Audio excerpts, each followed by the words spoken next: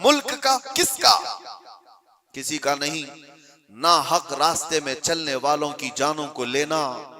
कुरान कहता है मन कतल नफ्सन बिगैरि नफ्सिन औ फसादिन फिल अर्द फकअन्नमा कतल अन्नास जमीआ। जिसने नाहक एक जान को कत्ल किया है उसने पूरी इंसानियत को कत्ल किया है। छठे पारे में रब ताला फरमाता है उसने पूरी दुनिया का कत्ल किया है।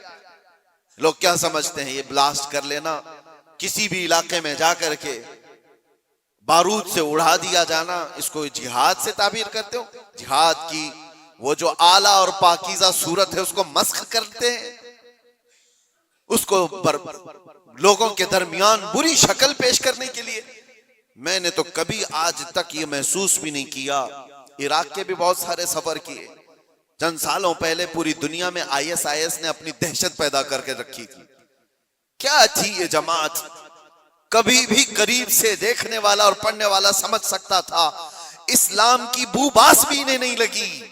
जो 12 साल की 13 साल की लड़कियों को इराक की मंडियों में ले जाकर के बेचते हो, छोटी लड़कियों को, वहां के हालात हमें पता है, और उनकी तरबियत ऐसे करना, पूरा पेट्रोल की चोरी करना, दुनिया में बेचना, और ये कत्ल गारत और ये जो फसाद मचाया था, इस फसाद का नाम इस्लाम हो ही नहीं सकता।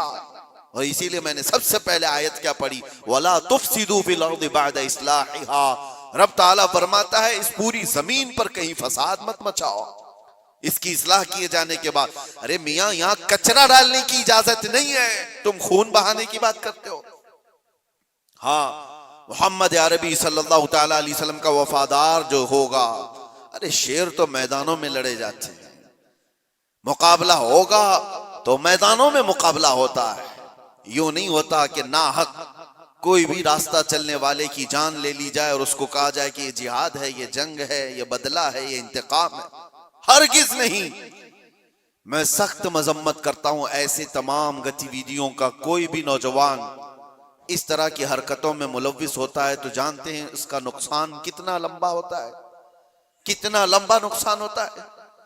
उन जालिमों ने जो कुछ भी किया, चंद महीनों पहले कश्मीर में जो हुआ था, पहलगाम में चुन चुन करके जिन लोगों को मार दिया गया था, वो जो सैरो सियाहत के लिए गए थे वो किसके दुश्मन थे?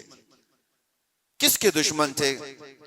जिनको उन्होंने पकड़ पकड़ करके नाम पूछ करके मारा, वो किसके दुश्मन थे?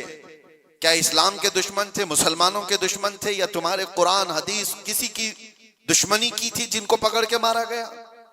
क्या इस्लाम में इस बात की इजाजत है कि कहीं पर भी कोई घूमने आए और उसको मार दिया जाए? उन जालिम कुत्तों ने जिन लोगों को मारा, उसके बाद जो दहशत फैलाने की कोशिश की, उसका असर क्या होता है दुनिया में और दूसरी जगहों पर? गैर मुस्लिमों के पास यही मैसेज जाता है कि ये इस तरह तन्हा पाकर कहीं पे भी कत्ल कर सकते। पूरे मुसलमानों को उन्होंने खतरे में डाला। आज जो हुआ इसका भी असर वही होगा जो 9/11 के बाद हुआ था। आपको पता है 2001 में अमेरिका के अंदर जो बिल्डिंगें गिरा दी गई थी जिसमें 3000 लोग करीब मारे गए थे, वर्ल्ड ट्रेड सेंटर पर जो हमले हुए थे, उसकी तहकीकात हुई। उसके बाद फिर कई सालों के बाद अफगानिस्तान से जिम्मेदारी कबूल की एक जमात ने कि इसको हमने किया, लेकिन उसका असर क्या हुआ जानते हैं? तकरीबन 11-12 साल तक उस शहर में ऐसे हालात हो गए थे कि मुसलमानों का जीना तंग हो गया। कोई देखना नहीं चाहता था किया किसने, लेकिन कसूर भर कौन रहा? इसलिए मेरे अजीजों, कोई एक नौजवान अगर ऐसी हरकत करता है, अभी जैसे तहकीकात में ये बात आती है कि ये डॉक्टर पेशे से ताल्लुक रखने वाले लोग थे, शुरुआती तहकीकात ये बता रही है कितना अजीम पेशा था जिसको इख्तियार किया गया। ये बातें मैं इसलिए कह रहा हूं कि बहुत सारी जगहों पर हो सकता है कि पॉलिटिकल बनाया गया हुआ कई जगहों पर होता है, लेकिन मैं ये जानता हूं ये चीजें जो ये हरकतें हुई हैं, रियल कुछ लोग इसमें मुलव्विस होते हैं, क्योंकि जेलों में मैंने देखा है पुलिस ATS सबको यूं ही उठा करके नहीं भर देती, इनके हालात होते हैं, हमने खुद देखा है, इनसे बात भी किया है। एक बात मैं आपको बता देता हूं, पुलिस से तो वो अपना जुर्म छुपा सकता है, कैदियों में आपस में तो अपना जुर्म बताता ही है क्या क्या किया था। हमें पता है क्या क्या प्लानिंग किए जाते थे। पहले हम भी यही समझते थे कि ये सारा का सारा फेक होता है, मुसलमानों को फंसाने के लिए किया जाता है। नहीं, सब फेक नहीं होता, कुछ मुलव्विस होते हैं, प्लानिंग में इस तरह के शरीक होते हैं। अब मैं नहीं जानता कि वो किस तरह के मुसलमान हैं जो इन चीजों में मुलव्विस हो जाते हैं, उनको कौन डाइवर्ट करता है, कौन फंडिंग करता है। ये सब हुकूमत के और डिपार्टमेंट के काम है कि इन लोगों को अमन को नुकसान पहुंचाने वाली ऐसी हर चीज को वो रोकें। इसका असर अब क्या होगा? क्या हमारे बच्चे जो डॉक्टर बनना चाहते हैं वो किसी भी कॉलेज या यूनिवर्सिटी में जाएं तो क्या उनको शक की नजर से नहीं देखा जाएगा? ये भी डॉक्टर बनकर के कहीं ऐसा ब्लास्ट तो नहीं करना चाहता है? उन जालिम कुत्तों ने अपनी हरकतों से कितने बच्चों की जिंदगी को दांव पे लगाया है, और फायदा किसका किया है? किसका फायदा किया? मैं महसूस करता हूं मेरे अजीजों, ये अगर इस्लाम का नाम लेकर के या बदला लेने की बात करके इस तरह की हरकत करते हैं तो आपको अंदाजा है कल अगर उस इलाके में मैं होता या आप भी होते तो भी उड़ गए होते ना, मर गए होते हैं। उन्होंने किसी को नहीं देखा है कि चलने वाला कौन है, क्या है। क्या यही इस्लामी जंगों का निजाम है? क्या ये रसूलुल्लाह सल्लल्लाहु तआला अलैहि वसल्लम की तालीमात का कोई एक हिस्सा है?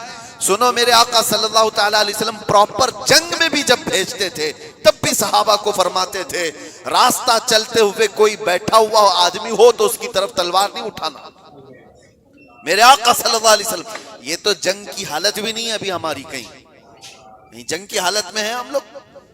जंग की हालत में नहीं, प्रॉपर जंग जहां हो रही होती वहां के लिए भी मेरे आका फरमाते कि वहां के बूढ़ों के साथ कोई बदतमीजी ना हो, औरतों के साथ लड़ाई ना हो, हामिला औरत है तो उसको छुआ ना जाए, उनको कैदी नहीं बनाया जाए।